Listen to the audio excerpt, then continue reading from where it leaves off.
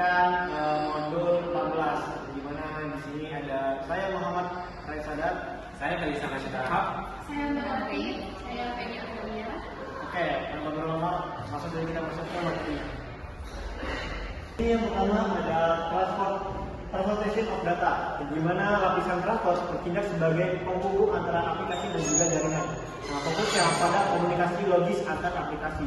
Fungsi utamanya untuk melacak berbagai percakapan atau multiplexing, di mana membagi data menjadi segmen dan menambahkan informasi header.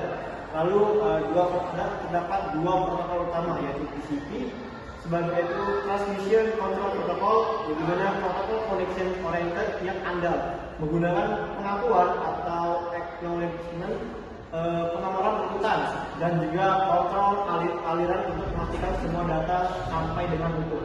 Lalu yang kedua ada UDP, yang dimana user datagram protocol, yang dimana protokol connection itu best effort, di mana lebih cepat dan ringan karena tidak ada mekanisme pengiriman ulang atau pengakuan data.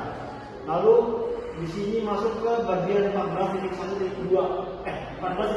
tentang TCP overview, yang dimana TCP berfokus pada andalan transmisi data, memastikan tidak ada paket yang hilang atau rusak. Nah, di sini ada beberapa bagian, yang pertama ada reliability, yaitu keandalan, di mana TCP menjamin pengiriman dengan melacak segmen yang dikirim dan meminta pengiriman ulang jika segmennya hilang. Lalu connection oriented, yang dimana sebelum mengirim data TCP melakukan 3-way handshake, yang dimana ada SDN, SDN ACK, dan juga ACK untuk memastikan kedua pihak siap berkomunikasi.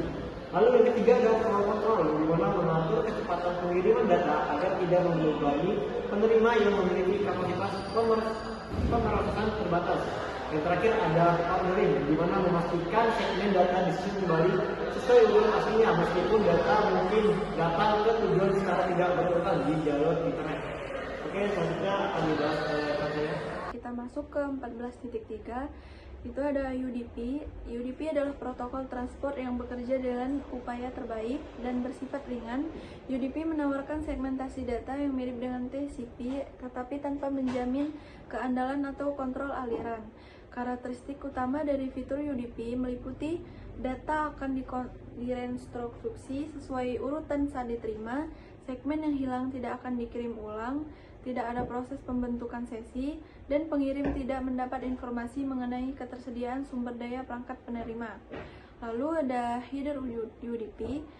Jadi UDP adalah protokol tanpa status atau stateless, yang artinya baik klien maupun server tidak melacak status sesi komunikasi mereka. Blok data pada lapisan ini disebut sebagai datagram.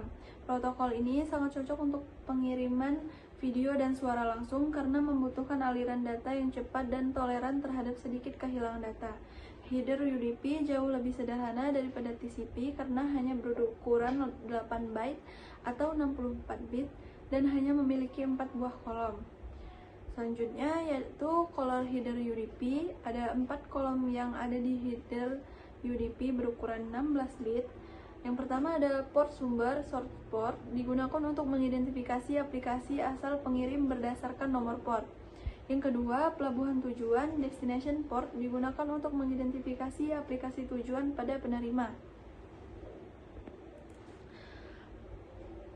Lalu ada panjang, length, menunjukkan total panjang dari keseluruhan header datagram UDP.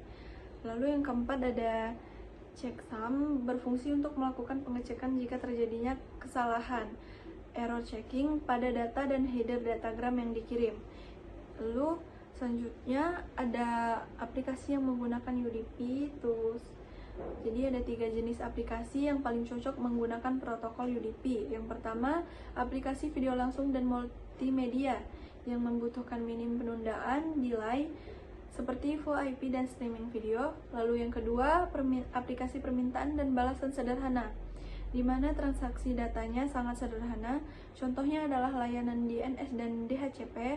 Lalu yang ketiga, aplikasi yang menangani keandalannya sendiri, komunikasi satu arah yang tidak memerlukan kontrol aliran bawaan dari protokol transport.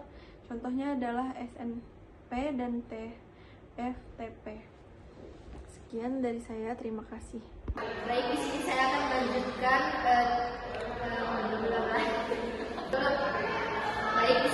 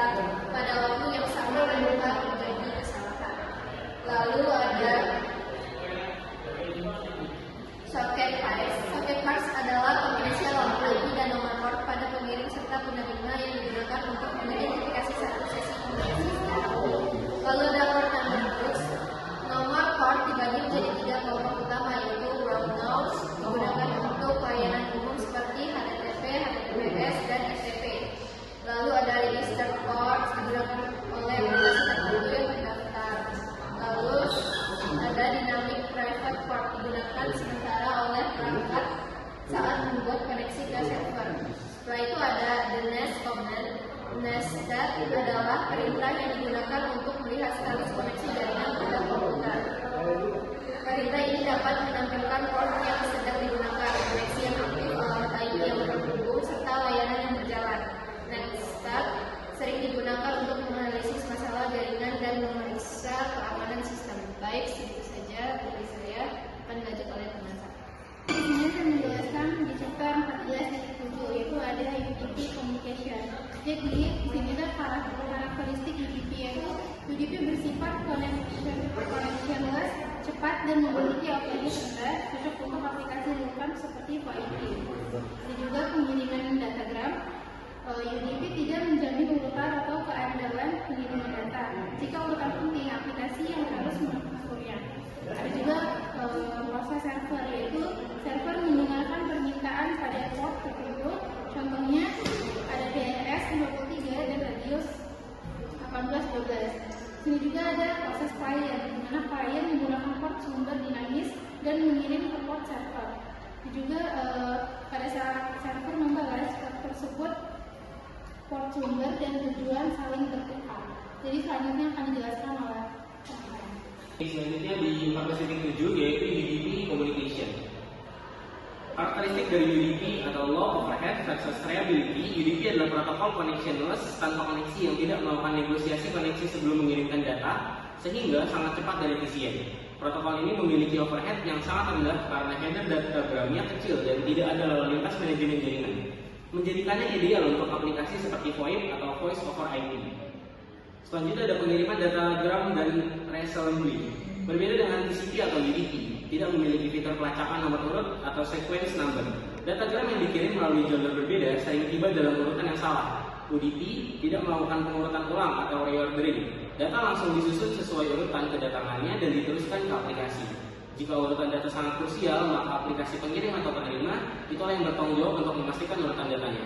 Selanjutnya ada proses server dan permintaan. Aplikasi server berbasis UDP menggunakan nomor port yang sudah ditentukan, well known atau register, untuk mendengarkan permintaan. Contohnya adalah server radius menggunakan port 1812 untuk authentication, sementara DNS menggunakan port 53. Selanjutnya ada proses client. Komunikasi dimulai oleh klien yang secara dinamis memilih port sumber dari rentang yang telah tersedia untuk transaksi tersebut.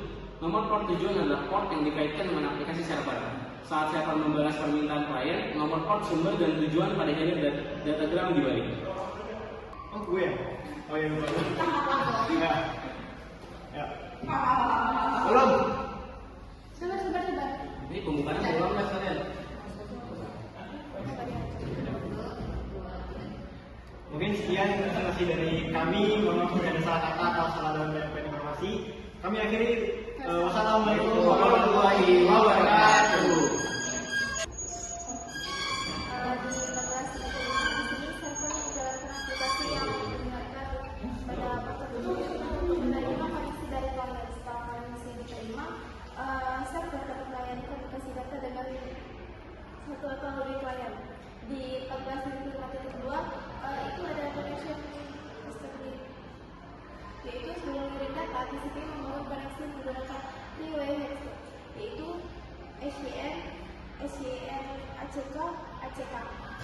Di 14.5.3 ada session termination, di mana setelah komunikasi selesai, koneksi TCP ditutup menggunakan proses four-way headset dengan pertukaran paket FTN dan ACK agar koneksi berakhir dengan aman.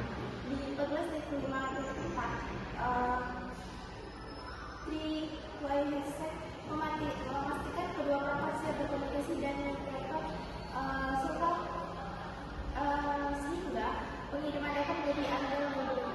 Di 14.5.5 berisi penjelasan visual mengenai proses three-way headset, mulai dari pengiriman SYN ACK hingga ACK sebagai data koneksi berhasil. Di 14.5.6 ada check your Windows file, bagian ini berisi soal atau modul untuk menguji pemahaman mengenai proses komunikasi TCP, termasuk pembentukan koneksi, pengiriman data dan pengertian koneksi. Sekian dari